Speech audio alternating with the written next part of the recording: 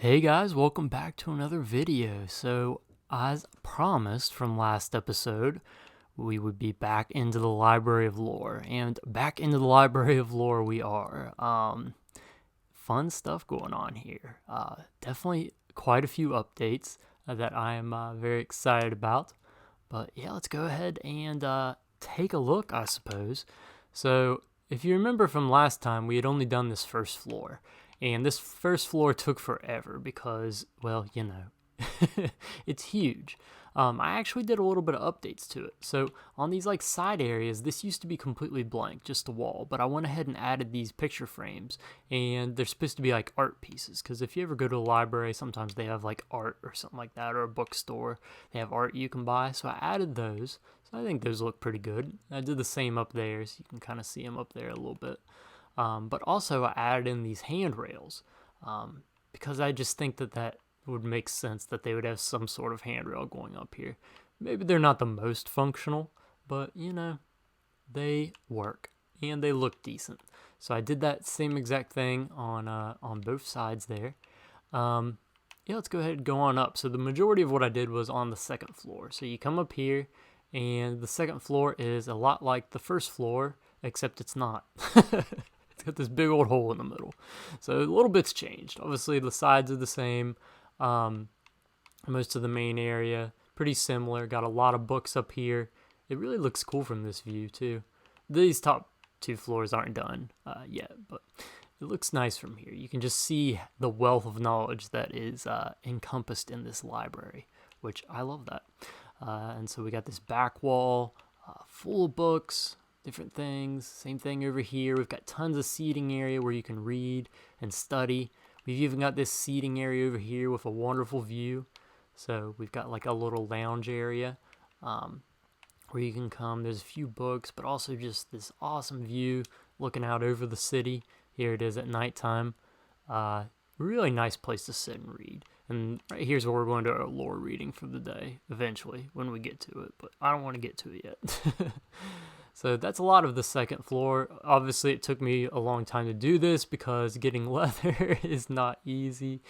Even though all the bookshelves aren't exactly completely filled, that's okay because a lot of libraries are like that.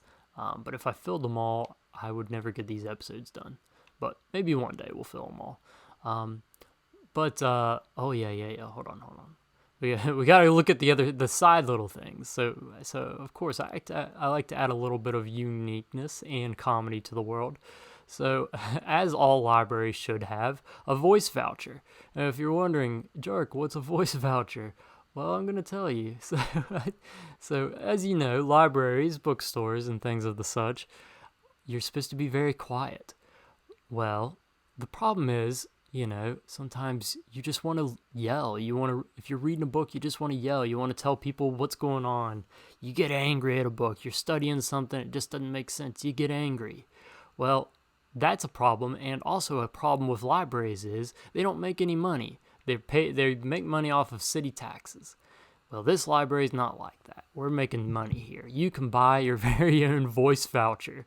So you just come up here and buy one of these out of here, and with this voucher, you get one free pass to yell or scream as loud as you want, or say whatever you want in the library. And it's going to cost you. It costs a decent bit to do this, but I think that everyone should try it once, because there's nothing more satisfying than yelling at the top of your lungs in front of a giant library full of people that are being quiet. So, yeah, I think that all libraries should have this. The voice voucher stand. So, there's that. Oh, goodness. And then on the other side, we've got the permission granting booth. Now, this was supposed to be set up for you go here to get permission to go to the upper floors, because if you don't know about this Library of Lore, each floor you go up, the books get more important, more secretive, and you need different permission levels, like security clearances, to get to the upper floors of the library. Like, once I get to the very top floor up there, you just wait to see what books are up there. It's going to be special, but that's what this is, the permission granting booth. But they did not name it correctly. So the permission granting booth just has a bunch of random people come up to it asking to have permission to go to the bathroom or something like that. Which they will oblige. They will give permission to different things, but they will not charge you for most things. This is the only place where they charge you for permission. And they also do background checks and write your name in this book to know exactly who is on the upper floors. If you go up these upper floors without the permission, well, we'll get into that in another episode, but you don't want to do that. So there's the permission granting booth. I love that. I think that's hilarious. And I originally came up with that name. I was like, what if someone just thought of it as like a permission to go and do whatever? So I figured I would add that context into it slightly. Also, another thing, each time I work on this library, I will add a little bit to the basement. If you remember in the last time that we were down here, I just added this and the wall stopped here. And this just goes up to the little librarian's area. But I added this on through here. Eventually this will be like a big giant room as well. But I added this over here because I wanted to show you guys how it connected to the sewers. And so this connects straight down to the sewers from the library. And this sewer branch is actually brand new. And it connects into the main hub. And so there's the main hub down through here, way down through there. This is the old section that needs to be redone a little bit. But the boats that you can rent. But this I just created in this episode, and these tunnels take forever. That's why I don't do them very often, because it takes literally forever to design all of this and mine it all out. But I really enjoy it. I love the sewers, and this branch will have more things than just entrance into the library. But I figured I would go ahead and finish it off at least to that point, because that goes to the edge of the walls. So I figured I'd just go ahead and finish it off since I'm putting this new branch in here.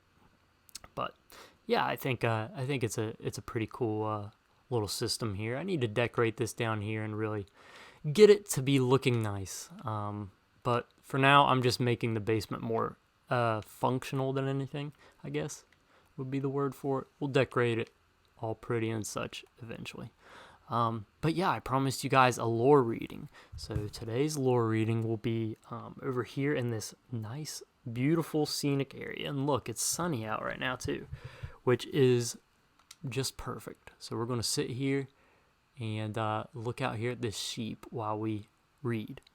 Okay, so this lore reading takes place directly after the last one from the last episode. Of course, this is just a giant book, so it's not spaced appropriately. It just continues one after another. I just put an arbitrary stopping point for each episode as we go through it. So here we go. With growing fear of these creatures looming, a call for further research was demanded. The 5 judges met in the courthouse to create a research task force to study and learn how to stop the invading monsters that roam the nearby mountains. In 5093, after much discussion, a decision was made to form a research group called the Red Flag. It would be a division of the military force of Cattle Ajerwin. A radical and limit-pushing scientist named Tibert Shortlegs was named as the lead for this project. He was given access to any resources and means to accomplish his objectives. At the time, this seemed a necessary ruling given the immediate danger that the kingdom faced. However, hindsight may prove this to be a disastrous choice. Tibert Shortlegs now had the power of the king and the judges combined, and in the haste of fear, no one had realized what they had actually done and what power they had given to him.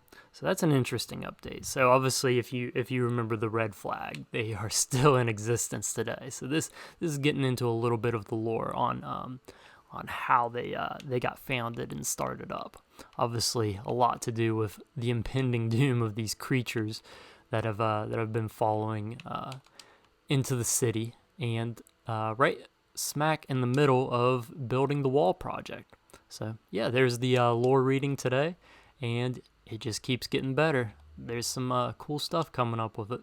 So yeah, let me know if you enjoyed this video. Please leave a like and subscribe if you did, and if you want to see more of these, yeah, just do that. If there's anything you'd like me to change or do differently about the style of this series or anything, you can let me know down in the comments. I'm always open to suggestions. Wow, look at this. Turning into a cat farm and a pig farm. Goodness. But yep, I'll see you all in the next one.